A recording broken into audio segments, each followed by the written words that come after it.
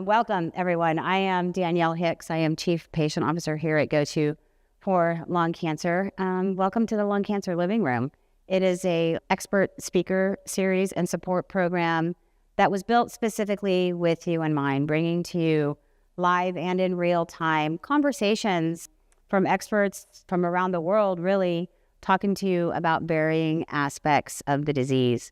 And we couldn't be more thrilled tonight to bring you something a little bit different. Typically in this meeting, we have conversations about the clinical aspects, the treatments, what's happening right now, what's coming down the pike and the like. But tonight, we're going to be having a conversation that's a little bit different than the clinical aspects. It's more about the emotional aspects and the big feelings, because big feelings come along with the cancer diagnosis. And at GoTo, we recently started a program called Mind Over Matter, which is designed specifically to help people understand and cope with some of the fears and anxieties and sadness, really, that come along with this disease.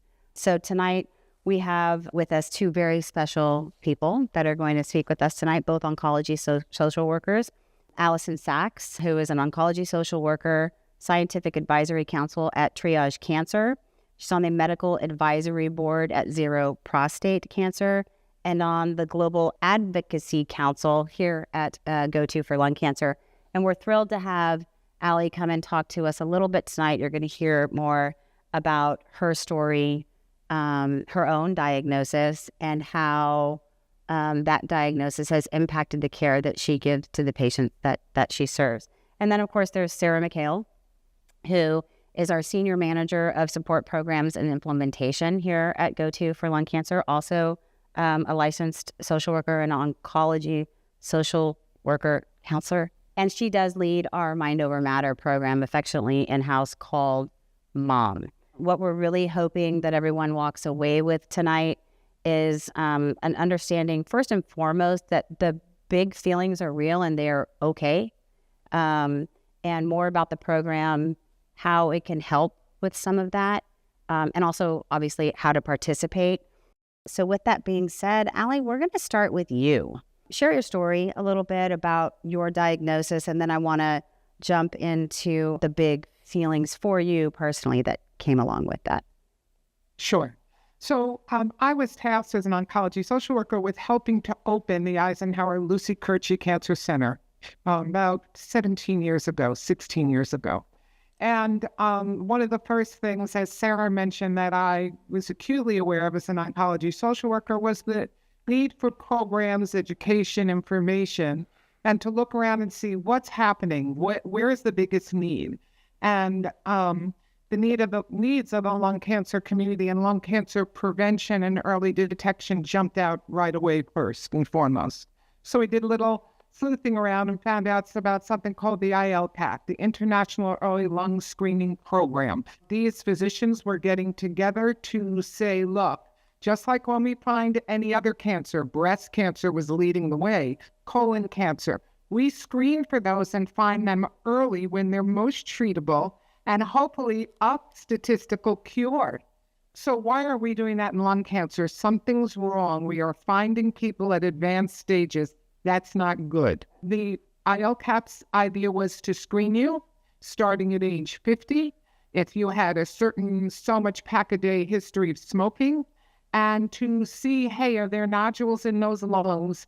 And if we follow that regularly and those nodules have a certain appearance or they grow, well, then we're going to be very suspicious for lung cancer and a biopsy may be indicated. Within 2 years of opening that program, I met all of the criteria, and they asked, would I please be screened? And I said, sure. I mean, I didn't smoke that much, and it was so many years ago, and I have no symptoms. I would be happy to. And they screened me, and I had nodules, and I was evaluated, and I had lung cancer. So now the next step was me. Okay, what do I do next? How were you feeling when you first got the diagnosis, and what did you do next? So Cancer in general, lung cancer in particular, is that diagnosis where people go, lung cancer, death. It's like there's no room in between those two bookends. And that's overwhelming. It certainly was overwhelming for me as a woman in her just about to start her 60s, and what was going to happen next. It's that feeling like all the air gets sucked out of the room.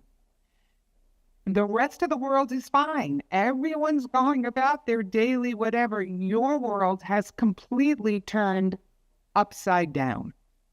First thing is, am I going to live? Am I going to live? The next is, for me it was, and I hear this often in my work, how do I tell my loved ones? What do I say to them? Once all of that, I don't know what else. Listen, when I was diagnosed, I went home, I walked into my walk-in closet, and I sat down under the clothes in the closet. I didn't know where to go. I didn't know what I was supposed to do. After that initial, the word for me was hysteria almost, even though it was outwardly wasn't, inwardly it was. It was then, okay, I gotta figure out what to do next, and who lets me do that? What's my game plan? And I got to put my computer head on because I'm going to make some decisions. So that was, to me, that was the first 48 hours of hearing that diagnosis. And within that first 48 hours, I can imagine that sort of the fears and anxiety and some of the questions you were asking your own self, like, how do I talk to my family about this? What does this mean for me? What does my life look like? Only sort of were exasperated as time went on. Like, yeah. Well, yes and no. And of course, and for everyone listening in the room, it's a little different. I lived in the field. I worked in the field. I had quick access. I had the verbiage. I knew the language to speak. I knew the questions to ask. Most people don't know that. Once everything's settled and I had a plan, I had legs to move forward on that supported me, then I felt I could breathe at least a little. But let me tell you, I couldn't sleep at night. I for any of you newly diagnosed or facing the fear of recurring sort, that's a huge discussion to have with your team. For my team, it was, well, Allie, we can give you something to help with the anxiety or help with your sleep. And I was like, oh, no. And within a week, I was, oh, yeah, thank you very much. I do need that. Yeah. Yeah, you mentioned, I mean, it's like these anxieties and these fears don't just start and end with the words, excuse me, you have cancer. They continue throughout, right? There's anxiety. There's the fear of recurrence. How did you kind of get through all of that? For me, there wasn't a program. There wasn't Go-To Foundation. We are talking, thank you very much, 16 and a half, almost 16 years ago. So I had to create my own. And I can assure you, as you move forward, and I hate this term, but I'm going to use it anyway because I can't come up with another term than new normal. But here I was, a cancer patient now. That's not going to change. That never changes. So any of you that think it does, that's not true. It's a different feeling as we move through a cancer journey, through treatment, then into survivorship. And all these years later, I'm still a cancer survivor. If I cough too much, I'm like, oh, how come? That fear, it's not there every day. It's not there every week, you guys. You know when it's really there? We use the term anxiety. Sometimes annual, sometimes twice a year, depending on what my previous scan looked like. The week leading up to getting a CT scan to see what's going on in my lungs is extremely anxiety-provoking and a very fearful time. even after all of these years. Yeah.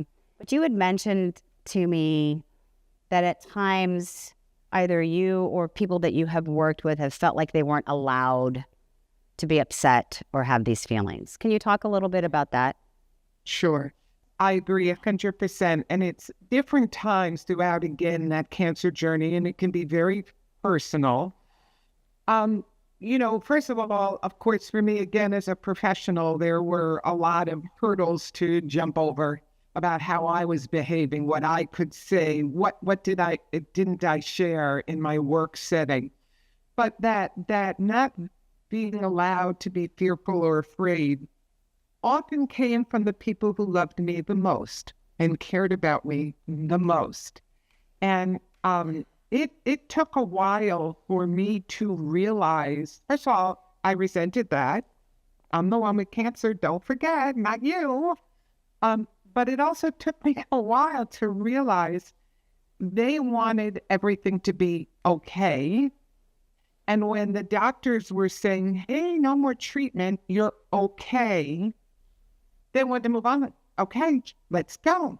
Here we are. Life's good. See that, Al? You're great, Mom. You're a great daughter. You're a great wife. And I was over here going, oh, I'm not really great. I'm better. I'm thankful, but I'm not great. How come nobody knows I'm not great? And then again, turning to my social work colleagues, to support group, to learning meditation, learning yoga, learning mindfulness. When I go into that scan now, I play golf with my dad. I close my eyes. And before my head hits that little pillow on that scan bed, I'm already putting on my golf shoes and, getting my clubs out and walking to the first tee. That's my happy place. So there are, I don't mean tricks. It's just easy to say there are tricks to learn. There are tools. And that's, I think, what Sarah and her program are all about. Again, I had to go and find them for me. Yeah. A little bit of knowledge can be a wonderful thing, also be a dangerous thing, because I can read a scan. I can, read my reports and know exactly what they're saying. That's not a great thing all the time, but there really are ways to cope. They work better sometimes than others. And not just for you, but for those who love you as well. Yeah, I think that's a really great point. And I want to talk about that piece around not feeling allowed or like it was okay to express feelings of fear, sadness, anxiety, all of that. And I know, having talked to people and even in personal experience, I think there was, for my person, for her, I think it was more about not wanting to scare us. Everything for her needed to be okay as she was talking about things because she didn't want to be a burden.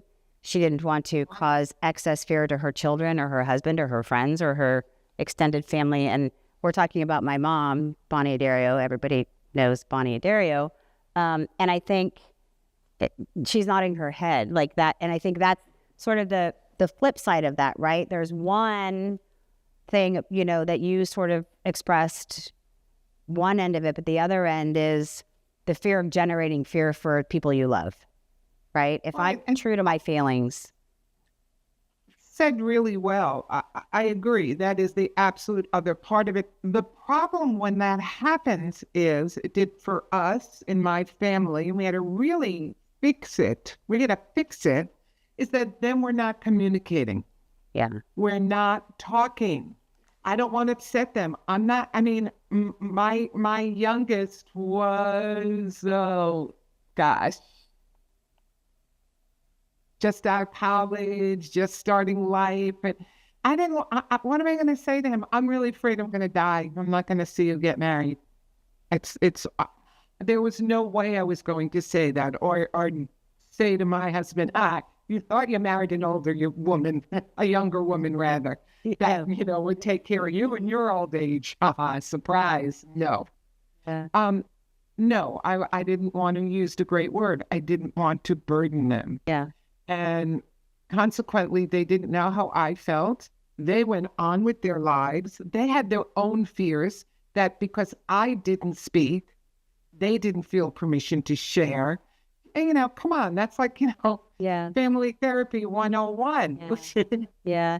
And every family. So we got to fix that. Yeah. Yeah. And every family's different, right? I think for me, in my personal experience, it became sort of more of a subliminal thing. Like we'd know, like without words being needed, like there's a moment and something's happening right now. And I remember days my sister and I would go over. This was shortly after surgery when we were trying to get her up and moving. And for those of you who don't know, she was diagnosed with stage 3B non-small cell adenocarcinoma, and originally told to get her affairs in order because she maybe had 6 months and there was really not a lot they could do. Here we are as of March 17th, 2025, 21 years later, and a whole lot of things accomplished in that time, particularly in this lung cancer community. She set out to prove them wrong. But with that being said, I think there were days when we'd go and be like, no, you're getting out of bed. We're just going to walk to the mailbox. It's not super far. We don't live on a farm. Like, it's just right out here. We're going to walk to the mailbox. And literally with, a couple of bleep words, like, get out of my room. I am not walking to the mailbox today. And we're like, okay, like, so a lot of that I think is different from family to family. Now, we were older, and my sister was still in her 20s. I was not, but my sister was. But I had my youngest kid was 2.5, and I was like, I had my own fears, sort of to your point. And I can imagine, I'm thinking about how hard it is when you've got adult children. But when we look right now at, lung cancer and who's being diagnosed, understanding that it's on the rise in women, particularly young women, a lot of whom have small children, that conversation and those feelings become even more complicated, right? Oh, of course. Yeah. And I totally derailed there. I don't know, my train of thought. Grab your mic because I want to hear. Having hope makes everything better. Right? Yeah. So hope is just that word for me that makes everything all right. Yeah, it's a quote we need to paint on the wall because hope does play a big role at some point in the journey, right? But it's being able to find it. And that's when people are struggling and having a hard time with these big feelings that come along with the diagnosis. This word gets harder and harder to find. So, Allie, go ahead. I just want to jump in here, and I think this also is very cultural. It's very, where do you come from? How, how does your family express itself? What are your religious or non-religious beliefs? All of that ties into communicating and coping and the word hope. It truly does. It really does. And into the choices people make about how they're going to manage or stuff, either express these fears and anxieties or stuff them down because the culture or their personal dynamic, that's just how they've been raised. And it is such a personal thing. No, you're right. What role do you, Allie, feel stigma has historically played in people diagnosed with lung cancer and them being sort of less likely historically to be the ones to reach out for this type of support around their fears and anxiety? Well, look, us lung cancer patients know this, and us people, the minute you say you've had or have lung cancer, what's the first thing everyone says to you? First thing, did you smoke? With that look on their face, that judgmental, even if they don't mean it that way, that's how you hear it. And the truth is that non-smokers getting lung cancer is actually on the rise today. But yes, there's definitely a stigma. I mean, I think that's cultural in terms of cancer in general. Certain cultures are more open to speaking about medical issues or frailties or problems, whatever they are. But with lung cancer, it's almost finger pointing. It's almost the only cancer you can get that someone will say you gave that to yourself.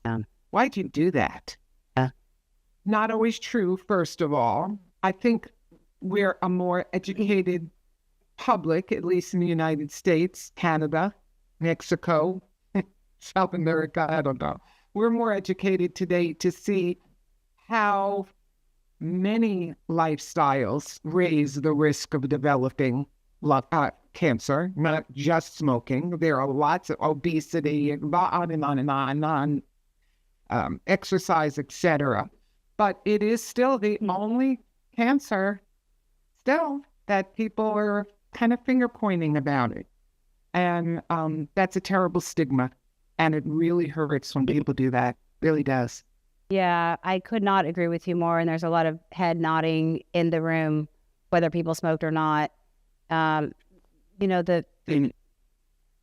stigma has created sort of this world and continues to your point, it's getting better, but it has created this world where regardless of smoking status or smoking history, people feel that because of the close tie with it, especially if somebody does have a smoking history, they feel like, I don't deserve to be afraid.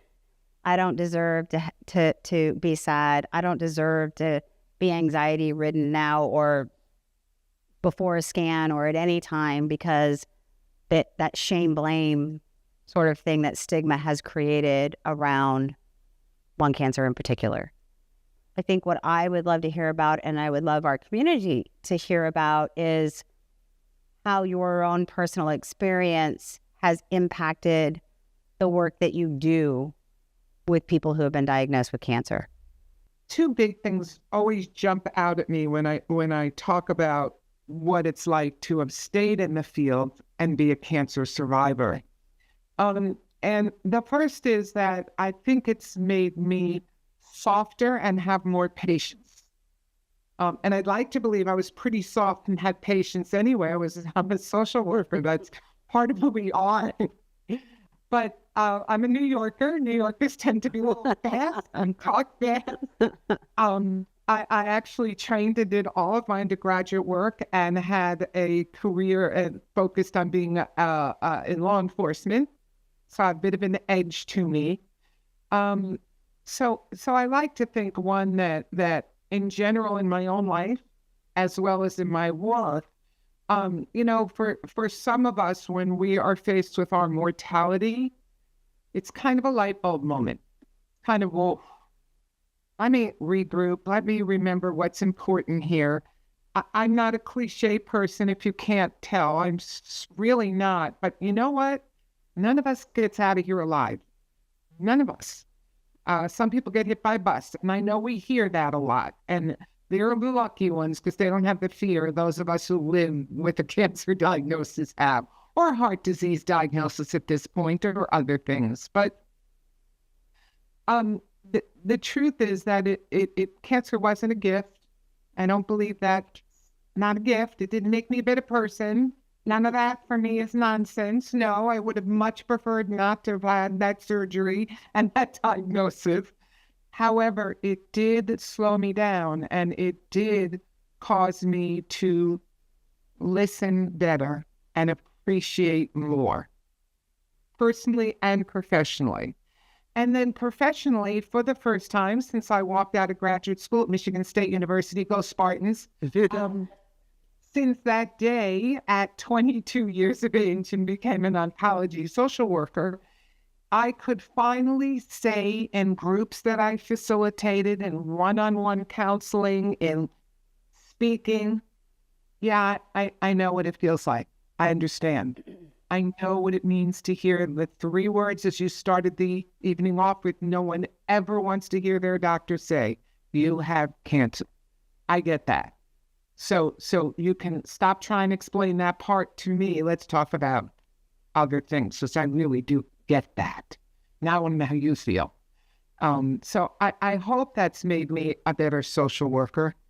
It certainly made me go to as soon as I found out about you guys, and read about your mom and read about GoTo all those years ago, and met some of your incredible social workers at oncology social work meetings, and went, Yes, is for me. What can I do? How can I be part of this family and this community? And let's make something worthwhile out of having lung cancer. If there's anything, it's go to. So thank you. Thank you so much for those kind words, Allie. And I mean, we really do consider ourselves a family here, and we couldn't be happier that you're a part of it. And I hear what you're saying about there's nothing like the lived experience, right? And as a patient support services team, and Sarah knows this, we talk about it all the time. And one of the reasons we're so incredibly passionate about meetings like this and gathering hope and mom is there's, I even felt this way when my own mom was diagnosed. And even with the people that I still talk to, I can speak with an empathetic ear, right? But I don't have the lived experience. And there's nothing quite like having a conversation, connecting with others in a community who have walked the walk. I mean, there just isn't. And I know everybody's different, and not everybody is comfortable in person or even on screen.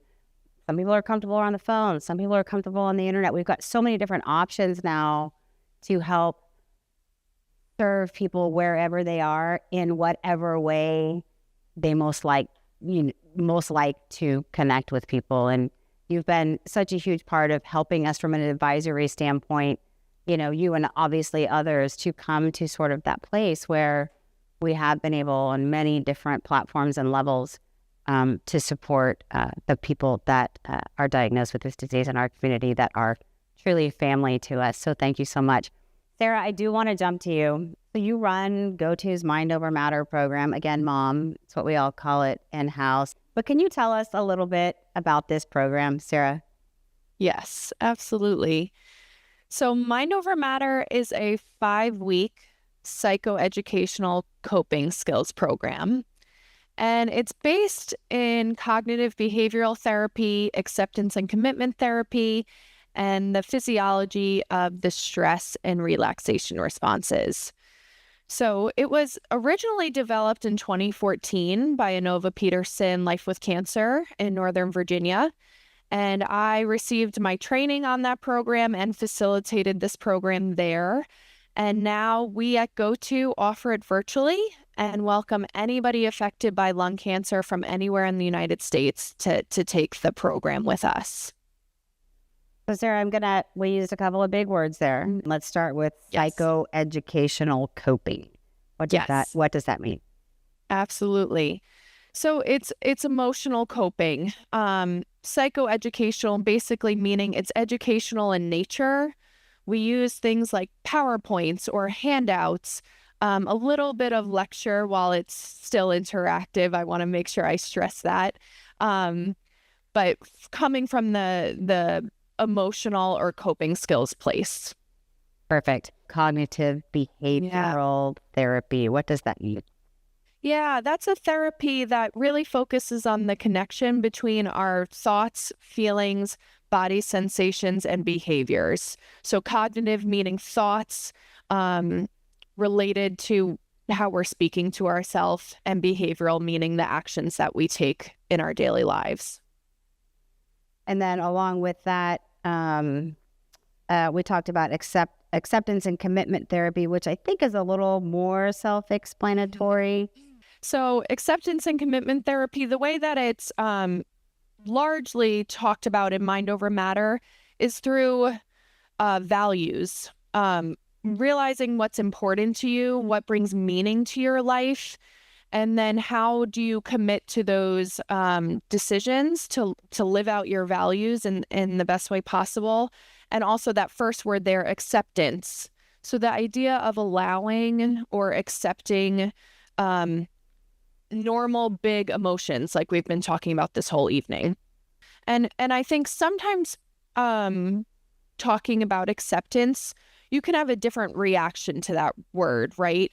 Acceptance to some people is like, no, I don't accept this because I didn't want this. I didn't choose this. I heard Allie say earlier, like, this isn't a gift, So certainly sometimes switching that language can be helpful, of maybe allowing feels a little bit more comfortable. We didn't choose this. We didn't ask for this. We didn't want this.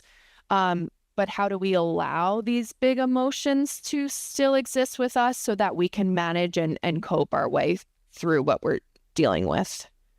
We don't want to end up a puddle on the floor, non-functional. The whole idea of this is to allow them so that you can deal with them, to not be afraid of them.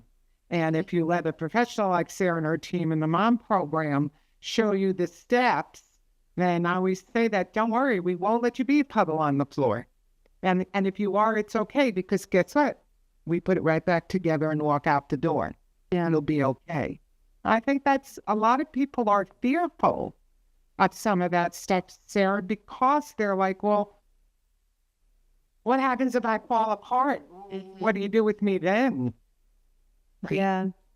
Yeah, no, I think it's true. And I think, just to touch on, because it's the second time it's come up and it's made me giggle a little bit each time. And not that there's a right way or a wrong way, but the cancer was not a gift. And I think people can take it from one extreme to the other, and it really is about whatever works for them.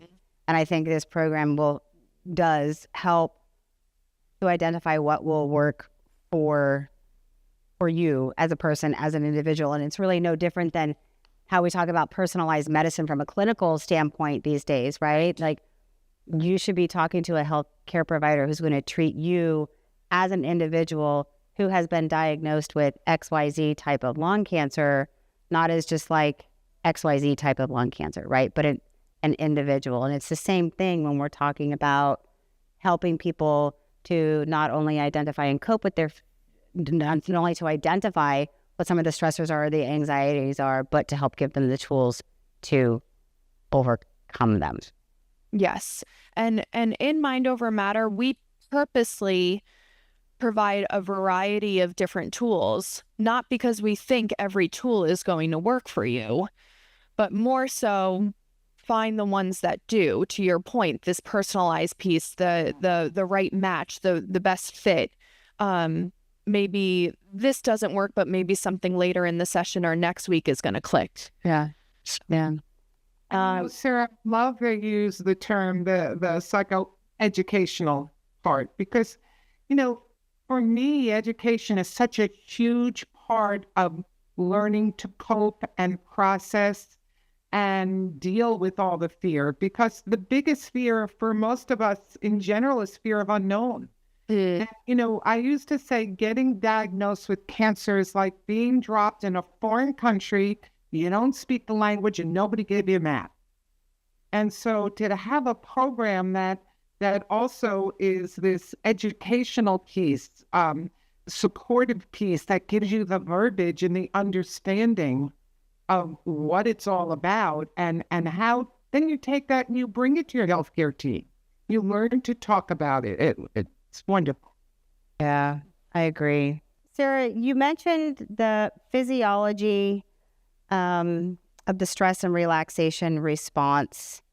Can you tell us a little bit more about what those are? Yes.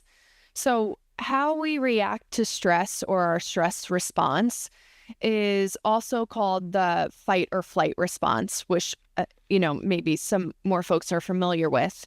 It's that quick burst of energy that goes through your whole body when you think that you're in danger. And the reason why this is important and included in Mind Over Matter is because it's evolutionary, meaning it has a real purpose. It's our body's effort to keep us safe from what we think is a threat. So we talk a little bit about this idea that maybe not all stress is bad. We fall into the pattern of labeling emotions as bad or good, positive or negative. But when we think about that, maybe the stress has a purpose to keep us safe or vigilant, get us to our doctor's appointments, call that to make that scan appointment. That's that role that comes in. And we do know that stress becomes a little bit more of a concern when it becomes chronic, right? Meaning long lasting or continuous, instead of these burst responses that I'm talking about. And that's why we talk about how to manage stress. Because in the same way that we have a stress response, we also have a relaxation response. And the tools in Mind Over Matter help us incite or spark that relaxation response, telling the body that we are safe and we can relax in the moments that we have the opportunity to do so. I really love that explanation because I think people can relate to it even outside of a diagnosis, right? We've all had that fight or flight feeling at some point in our lives, regardless of our clinical or medical status. And we've all had experiences that are incredibly relaxing for one reason or another. And what might be a soothing, relaxing experience for someone might not be for another. And that's where the personalized piece comes in. And we're going to dive now a little bit into how mom works. What does that look like sort of in action? Yeah. So Mind Over Matter, it can help people manage those big emotions. We've spent time talking about the stress, sadness, worries, fears by adding tools to their toolbox. So the program meets 5 weeks in a row, 90 minutes per session, and we cover different concepts and skills like what I was talking about earlier, building the awareness and gaining a better understanding of how our thoughts, feelings, what we feel in our body, and how we behave are all connected. We also talk through clarifying what your own personal values and strengths are, so then we can use those to find more new helpful thoughts or perspectives. And then those relaxation practices that I've alluded to a little bit, breathing exercises, relaxation practices, meditations to pause when these times of stress come up. So it functions different from a support group, as you can imagine, because support groups are largely open discussion, whereas as we've been talking about, this is more structured or educational in nature, but it's still very interactive. It's in a group environment where people can connect with others and share similar experiences with each other, which we know is so important for so many. Yeah, so that's what I was just going to ask, because have people expressed sort of concerns over being, because you're vulnerable in this type of position or these types of conversations, particularly in a group setting with people that you don't necessarily know. Is there like a sort of, for lack of a better term, like a meet and greet that sort of leads up to this to make people feel more comfortable? And what about those people who might not? How does that work? Yeah, that's a great question. So as part of our registration or sign up process, we've started having welcome calls. And these welcome calls are brief video calls for us, the facilitators, to talk through what the program really is or isn't, and hear from participants about what they're hoping to get out of the program. So these welcome calls help us find out if this Mind Over Matter program is a good fit at that time or not. What I hear most often from folks is actually that people are striving for this connection. And I've even heard people say, I've joined other support groups before, but it's so medical focused. The conversation is so focused on treatments and clinical trials. And while all of that is obviously extremely important, they're searching for this space to talk about these emotional elements of how they're coping and what they could add to their toolbox. So I would say I hear that more often than not. But to your point, if that's not something that someone's looking for or not comfortable yet, GoTo has many other support programs that may be a better fit, something like the Phone Buddy program, which is one-on-one peer support, or calling the helpline to talk with our team members. So that's all part of the welcome calls. Yeah. Thank you, Sarah. Do these tools help? I mean, is there data to show that these tools help with the intensity of these big feelings, the anxiety and the fears? Mm-hmm. Yes, there's early data that showed that there was a significant decrease in anxiety, depression, and physical symptom severity after participating in Mind Over Matter. And coming just from a facilitator experience, we also talk about decreasing the intensity of emotions within the group. So we talk about how it's not necessarily the goal to eliminate these emotions, that there is going to be anxiety or fears. These are normal. But instead using something like a 0 to 10 intensity scale, like the pain scale maybe you've heard at the doctor's office, to show that maybe after using a tool, the anxiety is still there, but it went from an 8 down to a 4. Yeah, which is huge. So we talked a little bit about the registration process, the welcome calls, is this a good fit or not? But what we do know is that this type of programming might not be right for everyone, because there's something called situational versus clinical sort of depression or anxiety. And this is built really for the situational piece, correct? Right. And that, can you talk a little bit about how that is also part of the, intake process or however you want to describe it? Yeah, so sometimes additional support is needed, and we understand that. Mind Over Matter is a coping skills group. It's not therapy. It's not medical advice. It's a coping skills group. So the welcome calls are that good place to talk about if that additional support is needed, maybe outside referrals, referring back to their treatment center or individual care. Or like I mentioned earlier, referring to other go-to programs if ultimately that's just a better fit. But these tools are going to be new and feel new. And just like with any new skill, they take practice to learn and to be helpful. You're an LCSW? Yes. So I think it's important for folks to understand what that means. It means you are trained, you took many hours all over years training in being able to do a complete assessment so that you and your colleagues with LCSWs can determine what is going on. And if there is more of a clinical or serious depression, you will see it. That is your training, and move someone to the appropriate help that they might need or support. Just wanted to point that out. Oh, I appreciate that. And that's right. We want everybody to get the support that's going to be the best fit for them. Yeah, thanks for pointing that out, Allie. It is so important because at GoTo, we also take a personalized approach. We want to make sure that whatever services we are providing or that we are referring you to are right for you. So I think it's a really, really valid point. Finally, Sarah, why do you think, or why is programming like Mom important?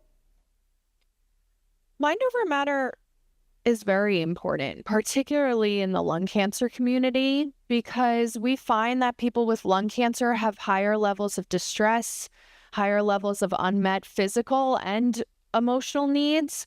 And depending on where people receive their care, there can be a lack of access to services or programs like this. And even if the services and programs are there, there can be barriers to accessing them.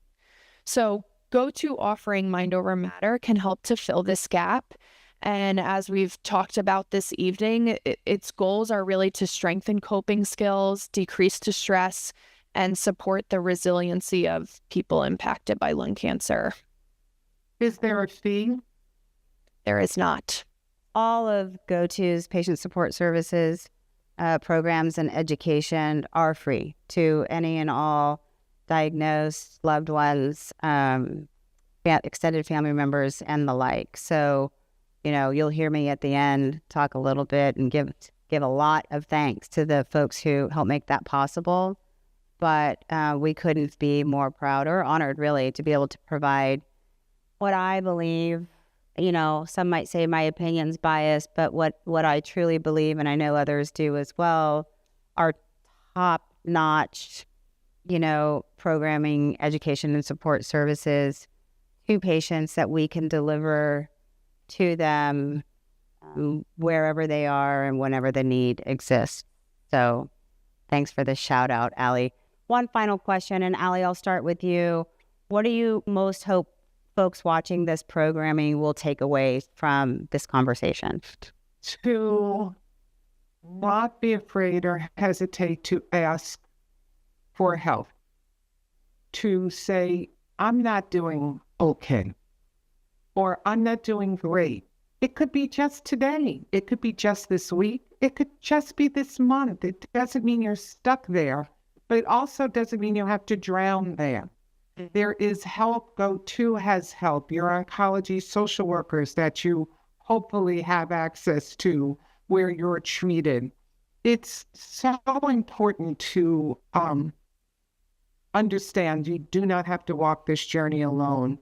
And may I say, with programs like Mom, don't forget these skills are transferable. They're not just skills for cancer coping. These are life skills that will see you through, because we all have trauma in our lives. Cancer is a trauma. There will be others. That is what life is, ups and sometimes downs. So take these skills with you and take advantage of them. They're yours for the taking. You just have to ask. Thanks, Allie. Sarah, final thoughts? Yeah, I would say mine is really similar. I hope that people take away that it's normal to feel how they're feeling. It's normal to feel like these emotions are bigger and stronger than maybe they've experienced before. And it's common for them to come up after a diagnosis, treatment, survivorship, waiting, scans, right? These are all normal periods of emotion. And like Allie was saying, that support is available, whether it's our newest program, Mind Over Matter, or the existing support programs that Go2 has had for a long time. Our team is here to connect you with whatever you feel like is best for you. Yeah, I echo what both of you said, and I can't thank either of you enough for coming and having this important conversation with us tonight. Sort of an outside of the box conversation compared to the clinical stuff, but one of you said it earlier, there's a lot of information out there to be found on the clinical aspects of this disease, and not a lot or not enough about the emotional aspects of it. So thank you both so much for coming and talking with us. Thank you all again, Allie, Sarah, for coming and speaking with us. It was an absolute pleasure to have you guys join us for this conversation. All of you watching live, those of you who will come back and watch post-live, Penn Media for coming in and setting up all this camera and this lighting so you guys can all hear us as we are giving these presentations. Michelle Zay for monitoring and managing the logistics in the back end and all of the things that go into bringing this programming to you. And the supporters that I mentioned earlier: Amgen, AstraZeneca, Bayer, Boehringer Ingelheim, Bristol Myers Squibb, Daiichi Sankyo, Eisai, Foundation Medicine, Genentech, Johnson & Johnson, Merck, Mirati Therapeutics, Novartis, Novocure, Regeneron, Sanofi, and Takeda Oncology. Without them, this type of programming would not be possible. Thanks, everybody. Until next time.